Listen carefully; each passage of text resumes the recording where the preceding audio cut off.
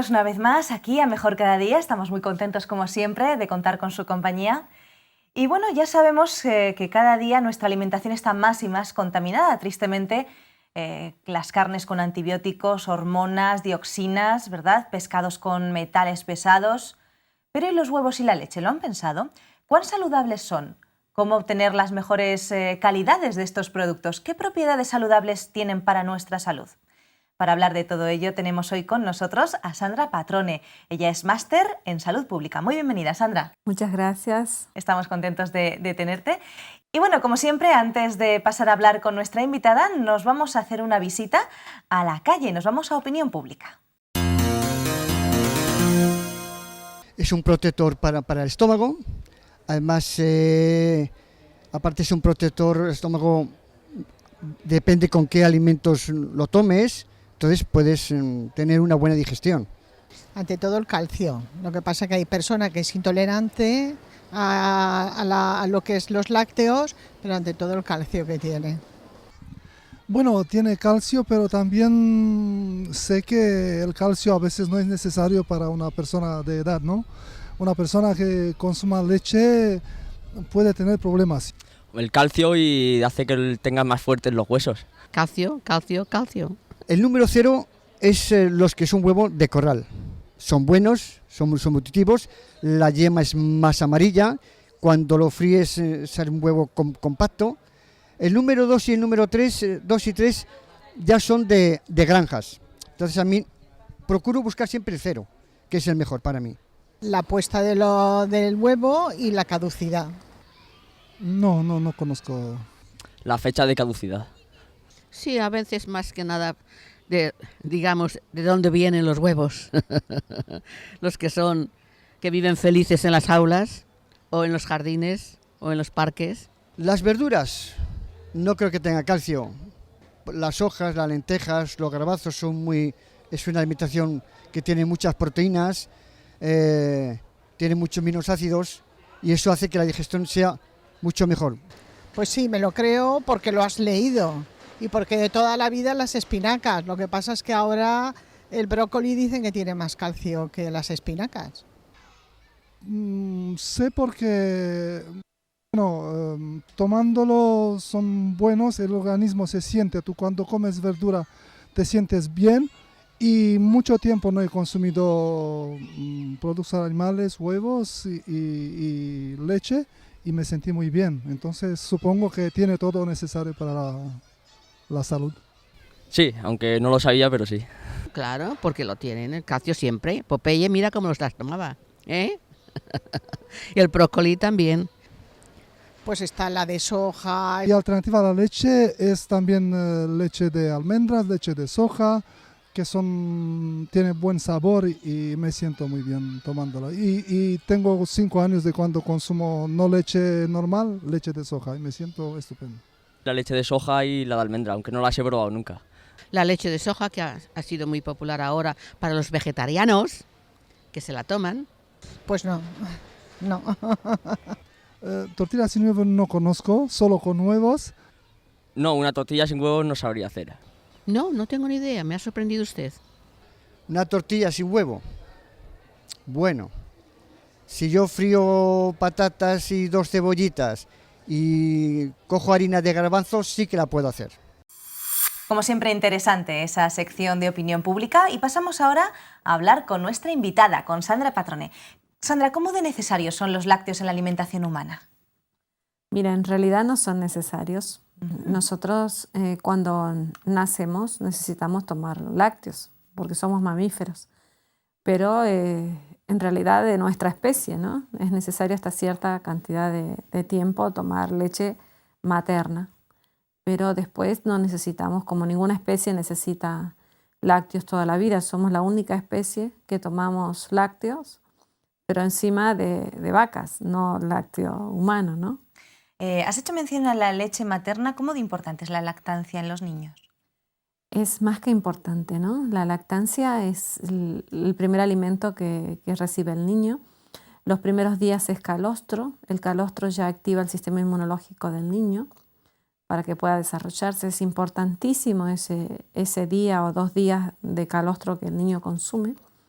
Y después, si las madres toman la precaución de que el niño pueda mamar hasta los 2 años, mejor todavía, porque el sistema nervioso se desarrolla mejor en los niños que maman hasta los 2 años, que ya el 75% del sistema nervioso está desarrollado.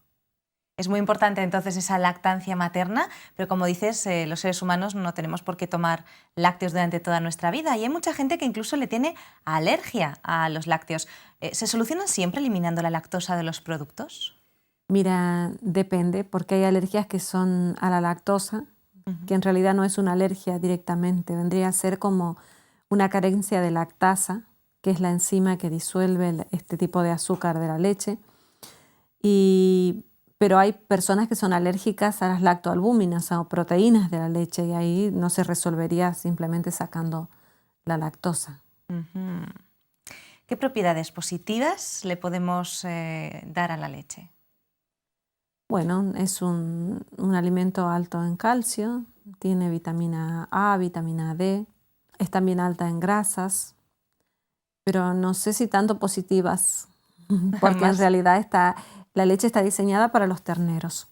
Está diseñada para que un ternero aumente cientos de kilos en pocos meses, así que tiene ciertas hormonas de crecimiento y tiene también mucha grasa y mucha proteína, en desproporción a la leche materna, ¿no? Por ejemplo, en relación a la grasa contiene 4 veces más y en relación a la proteína, la leche de vaca contiene 10 veces más proteína que la leche materna.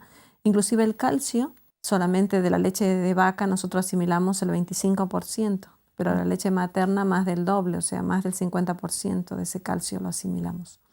Aunque tenga mucho menos calcio, es un calcio más asimilable, ¿no? Te iba a preguntar las propiedades negativas, no sé si te has dejado alguna. Podríamos decir primero que tiene un alto contenido de grasa.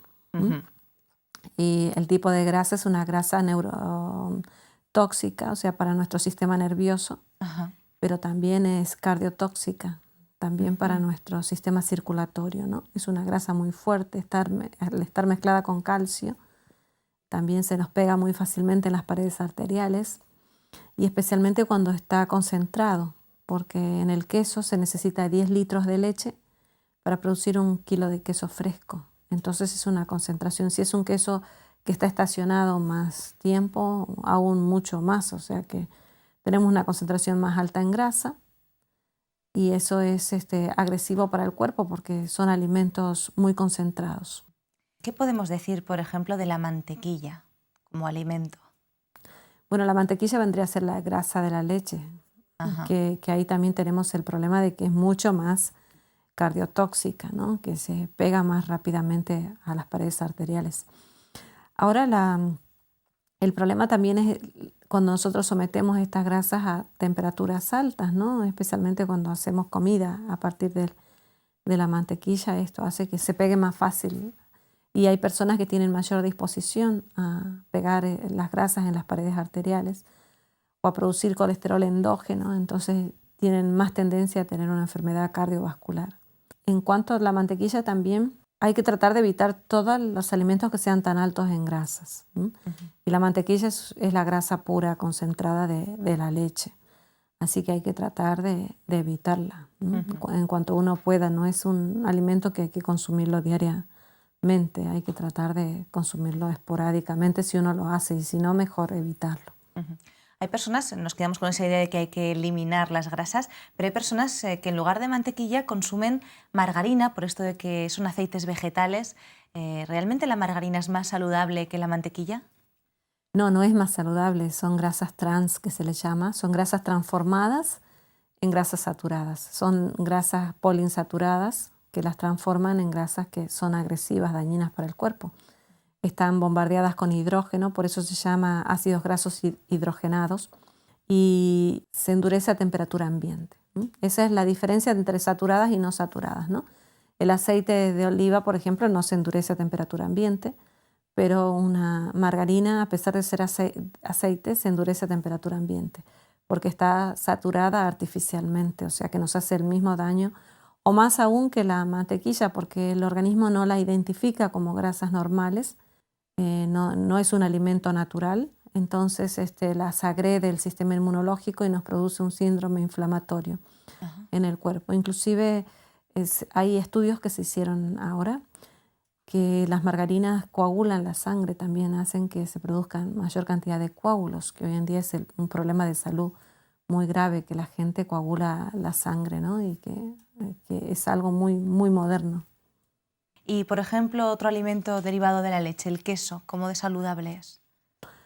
Bueno, el problema con el queso es que ahora los animales ya no comen la misma alimentación que antes. Antes había 1 hectárea por vaca. Imagínate, 1 hectárea por vaca, la cantidad de pasto que se necesita para producir la leche de buena calidad. Hoy en día no se puede por la cantidad de producción que se necesita hacer de leche. Entonces las vacas están hacinadas en lugares y se les tiene que dar alimento balanceado, ¿no? Un alimento que es a base de pienso y solamente 1/3 de la alimentación es pasto. Y esto hace que la leche primera tenga un desequilibrio de ácidos grasos, tenga más omega 6 que omega 3, y esto hace que el queso sea ahora más inflamatorio de lo que era antes. Cuanto más también estacionado está el queso, más grasa contiene y más inflamación también produce en el cuerpo. Y aparte la concentración grasa, ¿no? Que al estar mezclado con calcio forma jabones en nuestro cuerpo y se pega más fácilmente a las paredes arteriales, siendo un factor de riesgo para las enfermedades cardiovasculares. Sé que eres una gran conocedora de los productos dietéticos, los productos naturales. ¿Existe algún producto en esa línea con el que podamos sustituir el queso si nos gusta mucho tomar queso? Sí, mira, hay productos. Hoy en día hay quesos veganos que se pueden sustituir. Pero muchas veces también el queso es un hábito que tenemos diariamente y lo tomamos como una adicción, ¿no? Y lo tomamos como una adicción porque justamente el queso es alto en triptófano y cuando uno está un poco deprimido, como el triptófano es el precursor de la serotonina, que es el neurotransmisor que nos ayuda a estar bien de ánimo, a estar contentos, sin quererlo buscamos al queso como una automedicación. Y el transporte del triptófano para que se convierta en serotonina es la insulina. Entonces comemos pan con queso porque el pan nos hace segregar insulina. Y sin querer estamos buscando una automedicación y nos volvemos adictos al pan con queso. Comemos pan con queso a la mañana, pan con queso al mediodía, pan con queso a la noche. Y eso nos hace que sin querer estemos aumentando la cantidad de grasa que consumimos y grasas malas para nuestro cuerpo.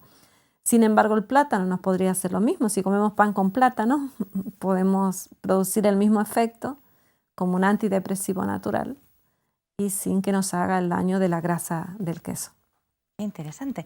¿Y la nata, por ejemplo? Hay personas que no pueden vivir sin poner nata en el café o poner nata en la pasta, poner nata en algún sitio. ¿Hay alguna otra forma de usar nata pero que no sea nata? Sí, perfectamente. Podemos reemplazar, por ejemplo, el anacardo. Es un fruto seco que tiene la propiedad de que cuando lo molemos con agua y después lo calentamos, se endurece como si fuera una salsa de bechamel.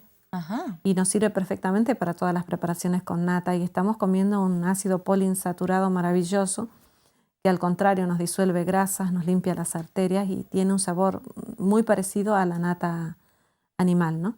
Qué rico, muy bien, tomamos nota de eso. Vamos a hablar también un poquito acerca del yogur. ¿Qué es eso del L-casein Immunitas o Bifidus activo? Porque hoy en día casi todos los yogures nos los venden con esta propaganda. Y me gustaría saber si es realmente saludable consumir yogures con esto. Mira, esos pertenecen al grupo de los lactobacilos. Los lactobacilos son muy buenos para nuestro organismo, para el sistema inmunológico y para la flora intestinal. Ahora, específicamente lo que tú nombraste es el lactobacillus L-casei, ¿no? el casei. Este lactobacilo es muy bueno para activar el sistema inmunológico. Lo que pasa es que si lo mantenemos por mucho tiempo, nuestro sistema inmunológico se vuelve perezoso. Y cuando lo dejamos de tomar, nos enfermamos muy fácilmente. Así que es importante no mantenerlo más de 14 días. Más o menos 14 días. En algunos países es obligatorio poner en la publicidad este detalle, ¿no? Pero aquí no. 14 días. nos quedamos también con eso. ¿Y el yogur como alimento es igual de insano que el queso, las natas, etcétera, o es un poquito más saludable? Vendría a ser lo más saludable de los lácteos. Ajá. Lo que pasa que depende también del tipo de yogur y la leche que se haya usado. Si es una leche que tiene antibióticos, pesticidas, herbicidas, si ha estado también sometida a exceso de calor y ha perdido los nutrientes, es una leche desprovista de nutrientes y el yogur no nos sirve demasiado. Pero si consumimos un yogur biológico, por ejemplo, podríamos decir que es un alimento de buena calidad. Hemos escuchado hablar bastante acerca de un alimento llamado kefir. ¿Qué propiedades tiene el kefir para nuestra salud? Sí, ese es un hongo. Este kefir es un hongo acidifica la leche y la corta un poquito, la pone bien ácida. También hay gente que la toma, hay lugares, culturas que lo consumen mucho, sirve de bactericida, pero también no lo podemos mantener mucho tiempo en nuestra alimentación, o no podemos consumir todo el tiempo porque nos hace que no nos digieran bien los carbohidratos. Así que no es una cosa que lo podemos comer de postre, si no lo podemos tomar en el desayuno de vez en cuando, pero es tan ácido que no deja digerir bien a los carbohidratos. Sandra, ¿es cierto que los lácteos son los productos que más calcio nos aportan? No. Ujú. No, de hecho, lo que más llama la atención es que en los países donde se consume mucho lácteo y que la gente tolera la lactosa, porque tiene lactasa hasta su vejez, que son, por ejemplo, en Dinamarca, es uno de los lugares donde más hay osteoporosis. Fíjate, donde más se consume lácteos. Eso nos muestra que no es una fórmula matemática. Tomar mucho calcio igual a no tener osteoporosis. En realidad tenemos que buscar alimentos que podamos absorberlos bien al calcio y tener conductas también en nuestros hábitos de vida que no nos lleven a perder calcio en exceso. Por ejemplo, las bebidas con gas nos hacen perder calcio, el exceso de cacao en la alimentación, la falta de ejercicio físico, el mal humor, son cosas que nos hacen perder calcio, ¿no? Y también estar estresados, el estrés, la falta de sol, cuando estamos en lugares donde hay poco sol. Entonces es importante tener en cuenta muchas cosas a la hora de absorber el calcio, ¿no? Y solamente se absorbe un 25% de la leche de vaca, este calcio, o sea que es muy bajo la absorción del calcio de la leche de vaca. Ya veo. ¿Y qué alimentos naturales son ricos en calcio? Mira, el nabo, el repollo, el sésamo. El sésamo hoy en día se consigue en cualquier parte y se puede hacer desde pasta de sésamo, comidas, agregarle a la comida el sésamo, a las verduras, molerlo y ponerlo también en el desayuno, o sea, que sea parte de nuestra alimentación. ¿Con qué podemos sustituir, por ejemplo, esa falta de calcio si no tomamos lácteos? ¿Hay algún tipo de preparado natural, aparte de esos productos que nos has comentado? ¿Existen en la dietética productos que nos puedan ayudar? Sí, nosotros tendríamos que consumir como un suplemento dietario. Existe un calcio que es un poco más natural, que es un calcio marino, que se suele sacar de las ostras y que es un calcio más asimilable, que si tenemos que tomar un suplemento de calcio, este es buena calidad. Y después alimentos que sean ricos en calcio o alimentos preparados como el tahini, que es la pasta de sésamo, que podemos utilizarla en muchas preparaciones y perfectamente tiene mucho calcio. En la cultura árabe se come todos los días de la vida de las personas que viven en los países estos árabes, comen una pasta que se llama hummus, que se hace la tercera parte de tahini, de pasta de sésamo, y después de garbanzo cocido y un poquito de condimentos, ¿no? Y eso se usa todos los días de su vida. Y la verdad que ellos no consumen lácteos, tienen una intolerancia muy alta a la lactosa, esta gente, porque no está acostumbrada a consumir lácteos, y no tienen carencias de calcio. Y es por ese hábito cultural que tienen de consumir pasta de sésamo. ¿Qué vitamina no nos tienen que faltar para poder disfrutar de unos huesos fuertes, realmente para poder asimilar ese calcio? Sería la principal, la vitamina D, la que viene del sol, ¿no? Que la verdad que tenemos que tomar sol, y especialmente en esta parte del brazo. Esta parte del brazo es la que más nos hace asimilar la vitamina D. Aún en invierno tenemos que doblar las mangas y que nos dé el sol en esta parte del brazo, porque ahí es donde asimilamos mayormente la vitamina D. Y un poquito, Sandra, ¿con qué productos de origen vegetal podemos sustituir la leche en el desayuno, los yogures? Hoy en día hay una infinidad de productos, ¿no? Que en realidad nosotros nos acostumbramos al líquido blanco. Y lo que buscamos es un líquido blanco, y hay muchas formas de sustituir el líquido blanco, ¿no?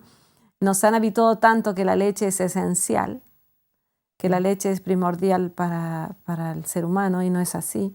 Nos cuesta vivir sin el líquido blanco, entonces tenemos que buscar líquidos blancos diferentes. Aunque no los necesitemos, podemos usar, por ejemplo, la leche de soja, podemos usar leche de almendras, hay también de avena, de arroz, podemos intercalar, mezclar, especialmente en los niños, no darle pura leche de soja, sino mezclarle leche de arroz con soja, leche de sésamo con soja o leche de sésamo con arroz, y podemos estar completando justamente el calcio de la leche mezclándolo con el sésamo. O con tahini, el mismo tahini, se bate la leche de soja con tahini, entonces tomamos una leche de soja alta en calcio. Qué buena idea. ¿Y los yogures? Y los yogures también hay yogur de soja. Si queremos nosotros hacer leche en casa, ¿es difícil? No, es muy fácil, muy fácil. Todas las oleaginosas, se hace 100 gramos de oleaginosa por litro de agua. Se muele y se cuela, o sea, muy sencillo. Si la hacemos cocida, tenemos que cocinarla 10 minutos a la oleaginosa a 70 grados. Que no tiene que tener una cocción muy fuerte por la grasa que tiene la oleaginosa. Ahora, si queremos hacer leches de leguminosas, son 100 gramos por litro, pero se debe moler y hervir 20 minutos. Recordemos que el cacahuete, que muchas veces lo confundimos con una oleaginosa, porque se parece por la cantidad de grasa que tiene, es una leguminosa, o sea, se tiene que hervir.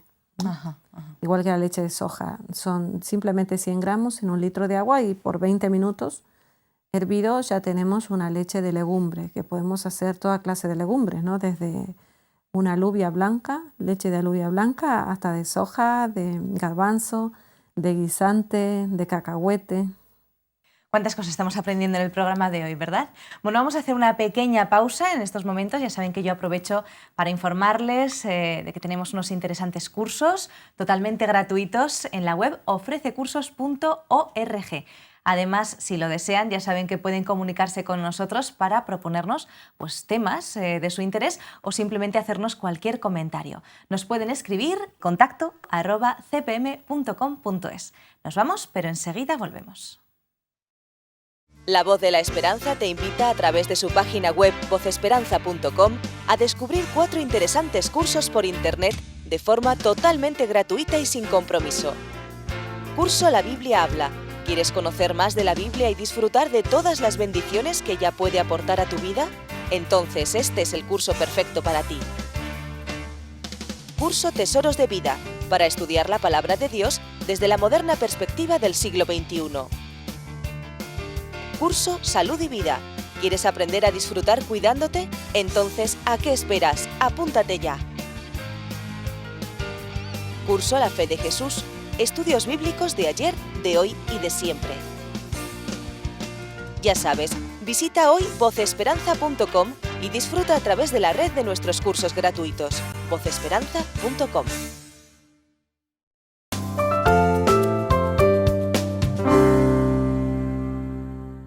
Seguimos aquí hablando en Mejor Cada Día con Sandra Patrone, ella es máster en salud pública, sobre los lácteos y sobre los huevos. Lo habíamos dejado hablando sobre los lácteos y si les parece, Sandra, no sé si nos podrías hacer una pequeña conclusión de esta primera parte del programa. ¿Qué dirías si te preguntaran, los lácteos, buenos o malos? Bueno, yo diría que en el momento que nos toca vivir de la historia, si no consumimos lácteos que son ecológicos, deberíamos tratar de dejarlos o evitarlos en lo que sea posible. Vamos a hablar entonces también un poquito acerca de los huevos. ¿Qué propiedades tienen para nuestra salud? Bueno, el huevo es una célula grande. Vemos el citoplasma y el núcleo. Cuando hacemos un huevo frito, ahí vemos una célula. Y la verdad que la proteína del huevo es la mejor proteína para el ser humano. De hecho, se compara todas las proteínas en relación a la clara del huevo. Es una proteína muy asimilable y que la absorbemos muy rápidamente. Cuando se trata a niños desnutridos en los países subdesarrollados, lo primero que se le da es huevo para que la proteína pueda ser absorbida rápidamente. Ahora, también pasa lo mismo que con los lácteos, la forma de producción, que se necesita producir mucho porque hay mucha demanda de huevos, así que esa forma de producción hace que sea dañino el huevo ahora para nuestra salud. Vamos a hablar un poquito más acerca de esa producción, porque desde hace un tiempo nos han puesto en los huevos pues, unas numeraciones que tienen un significado, y ese significado es importante a la hora de elegirlos para consumo. Sí, claro que es importante. El primer número, que es un número al lado de la sigla del país, en este caso es la E y la S de España, el primer número es la calidad de huevo. Después está el país, después el lugar donde proviene y luego el número del establecimiento. O sea que en ese código está completo los datos de ese huevo. Ahora tenemos desde el número 0 hasta el 3. El 3 vendría a ser de gallinas que están en jaulas en 600 centímetros cuadrados, o sea, el tamaño de un folio. Y aparte los alambres de la jaula causan heridas en las patitas de las gallinas. Como el orín va cayendo uno encima del otro, también le causa úlceras. Y como están sobreestimuladas con hormonas para poner huevos, se descalcifican, así que se deforman muy fácilmente. Y esta forma de crianza hace que el huevo también sea de mala calidad, porque se le da mucho alimento a la gallina para que coma y produzca, y se le estimula también para que produzca. Y la forma de crianza hace que tenga que consumir más antibiótico también, porque está predispuesta a tener más infecciones en esa situación que está la gallina, ¿no? Este es el número 3. Ese es el número 3. Vamos con el número 2. El número 2 son de gallinas que están en naves industriales, que si bien es cierto tienen ventiladores, pero también están por metro cuadrado 12 gallinas. Así que imagínate la cantidad de gallinas que hay ahí. Y están amontonadas sobre también sus excrementos, respirando la cantidad de vapores de amoníaco de la orina. Y estas gallinas también se les da alimento transgénico, ¿no? Estos dos tipos de gallina, tanto el 3 como el 2, consume alimento transgénico. Y después está el número 1, que son gallinas que están al aire libre del campo, se les llama gallina campera. Estas gallinas, aunque no se le cuida mucho la alimentación, picotean al aire libre, escarban, viven una vida natural de gallina. Y bueno, y son, digamos, los huevos más saludables porque ya la gallina no está bajo esas condiciones ni tiene la cantidad de infecciones ni problemas de salud que tienen las otras gallinas. Estupendo. Vive más tiempo, produce más tiempo huevos, aunque no la misma cantidad que las otras gallinas. Y después está el número 0, que ahí sería gallinas que también están al aire libre, picoteando. Le da 4 metros cuadrados por gallina.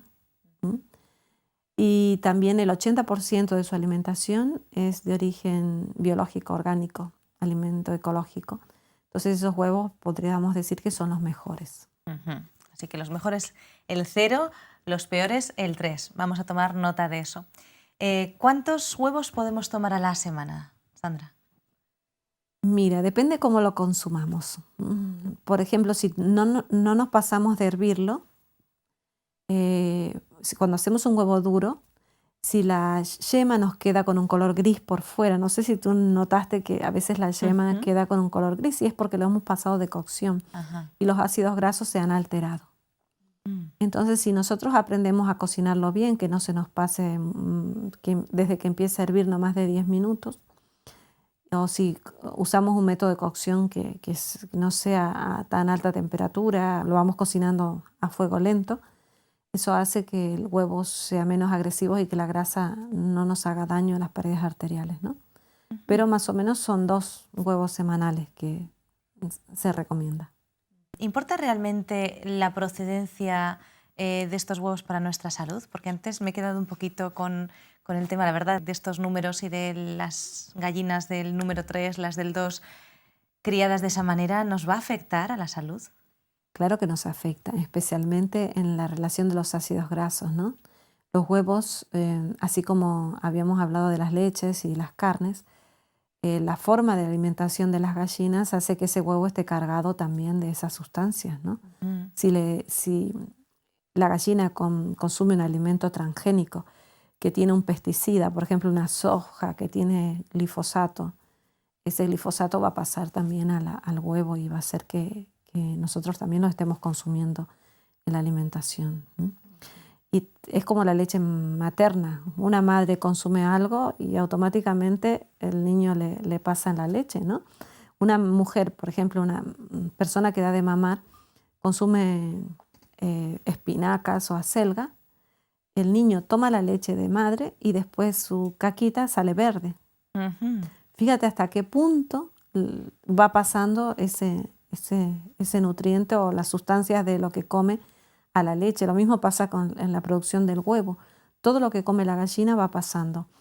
Igualmente el desequilibrio que se produce de ácidos grasos por el consumo de pienso también hace que aumente los ácidos grasos omega 6 y disminuya mucho omega 3, hasta el punto que ahora un huevo número 3 tiene 15 veces más omega 6 que omega 3. O sea que el huevo número 3 es un huevo muy inflamatorio para el cuerpo porque el omega 6 produce inflamación. Eso te iba a preguntar, ¿qué diferencia hay entre el omega 6 y el omega 3? Porque el omega 3 desinflama y ayuda a mejorar la célula, a flexibilizar las paredes arteriales. En realidad el ácido omega 3 y omega 6 vendrían a ser los ácidos grasos esenciales que lo tenemos que consumir a través de la alimentación. Pero cuando nos excedemos de omega 6 se nos coagula más rápido la sangre. La margarina, cuando hablamos ahora de las margarinas, dijimos que era muy inflamatoria. Y es porque tiene 70 veces más omega 6 que omega 3.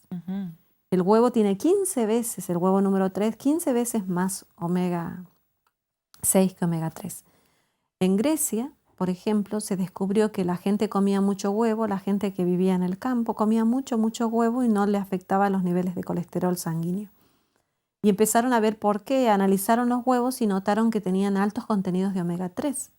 Pero lo que más llamaba la atención es que por qué tenían ese contenido de omega 3 los huevos en Grecia, estos huevos de la gente de campo. Y era que las gallinas comían una planta que crece en el campo, que se llama verdolaga, que es muy alta en omega 3, entonces el omega 3 pasaba a los huevos y estos huevos eran muy saludables para las personas que lo comían, ¿no? Ahora también existen huevos a los que les añaden ese omega 3, ¿eso es positivo? Por un lado sí, pero habría que ver qué otro tipo de alimento consumen y si son número 3 o si son número 1. Si serían número 0 con omega 3 sería muy bueno. Hay gente que lo hace. Simplemente le muele el lino porque la semilla de lino es muy alta en omega 3. Así que dentro del alimento que le da la gallina le da lino molido, entonces los huevos quedan altos en omega 3. Una buena receta para aquellas personas que tengan gallinas que pongan huevos. Bueno, también es cierto que hay personas alérgicas a los huevos. ¿Por qué se da esto? ¿Qué tipo de intolerancia es? ¿Se da en la infancia? ¿Se da en la edad adulta? ¿Nos puede pasar cualquier día? ¿Por qué se produce? Sí, generalmente se descubre en alguna etapa de la vida. A cualquiera le puede pasar y en cualquier momento, ¿no? Se da más en la infancia y la intolerancia es por un tipo de proteínas, ¿no? Todas las proteínas pueden darnos intolerancias y hay personas que son más sensibles a ciertas proteínas. Por eso las oleaginosas también pueden producir alergias y también los huevos y la leche, ¿no?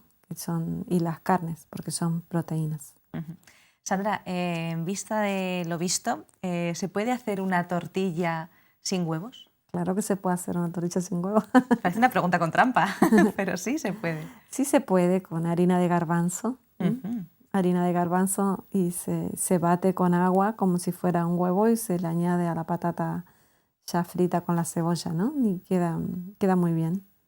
¿Tiene el mismo sabor? ¿Es parecido? Sí, muy parecido. Depende del garbanzo. Hay garbanzos que quedan mejor. Si uno lo muele al garbanzo en el momento y hace la harina, queda mejor todavía. Y ese garbanzo muy pequeñito, que es el pedrosillo, ese queda mejor. Que es un garbanzo más suave y que puede ligar perfectamente la tortilla. Bueno, pues vamos a ir concretando. ¿Son saludables entonces los huevos y la leche para nuestra salud? depende de cómo lo consumamos. Primero, si vamos a consumir huevos y lácteos ecológicos, no hay problema. Siempre tenemos que tener cuidado de no consumir en exceso porque no son alimentos diseñados para nuestro organismo. Y también ver cómo nos cae a nuestro organismo, porque hay personas que no tienen lactasa, entonces siempre le va a ocasionar problemas de salud.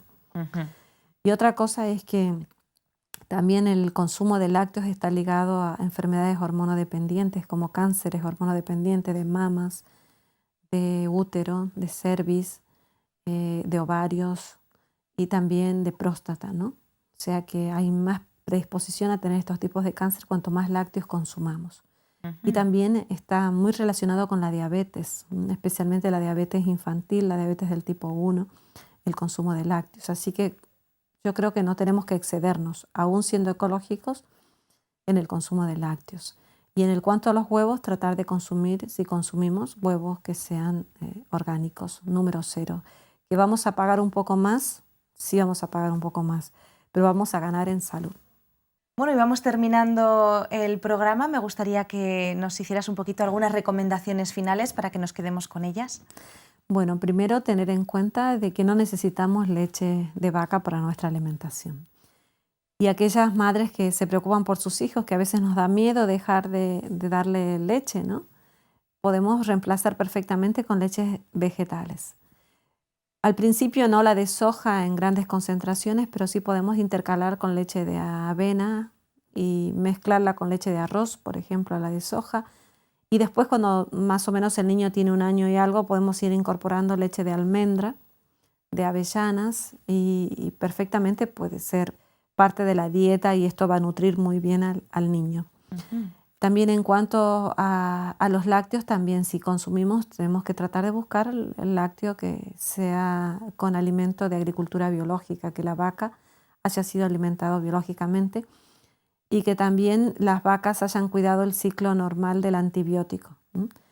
Toda la leche que se saca después de que se tomó el antibiótico, se le dio el antibiótico a la vaca, debe ser descartada. Hay empresas, especialmente en el norte de este país, que cuidan ese detalle, así que es importante ver esto. Y también los quesos, tratar de evitarlos o comerlos muy poco, que no sea un alimento de todos los días, y reemplazarlo por cosas que sean más saludables, como el tofu, como quesos veganos, como frutos secos. Yo en lugar, por ejemplo, de queso rallar, uso almendras molidas con levadura de cerveza, un poquito de sal, para gratinar también. Podemos perfectamente usar otras opciones para mejorar nuestra salud y mejorar también los nutrientes que consumimos que no sean agresivos para nuestro cuerpo. Bueno, pues la verdad es que es muy interesante todo lo que hemos aprendido en el programa de hoy, Sandra, muy interesante. Hemos tomado buena nota de ello, vamos a tratar de tomar un poquito menos de leche y si lo hacemos, pues tratar de que sea lo más saludable posible y lo mismo para con los huevos. Vamos ahora, si les parece, a ese apartado en pocas palabras donde les ofrecemos un resumen de las principales ideas vistas hasta el momento.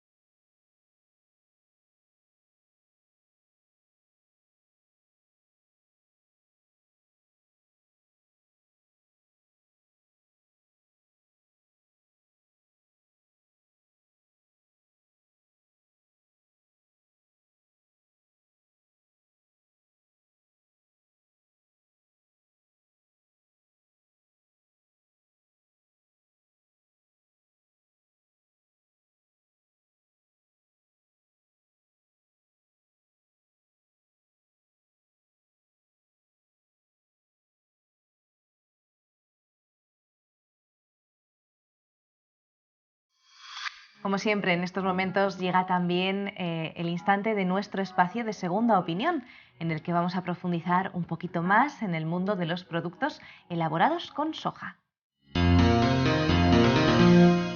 ¿Qué propiedades beneficiosas para nuestra salud contiene la soja? La soja tiene propiedades altamente nutricionales. Nos aportan principalmente proteínas de mucho valor biológico, incluso más que la carne. Considerando el mismo peso de alimento, por ejemplo, 100 gramos de soja nos ofrecen un 36 de proteína, cosa que la carne nos ofrece un 20.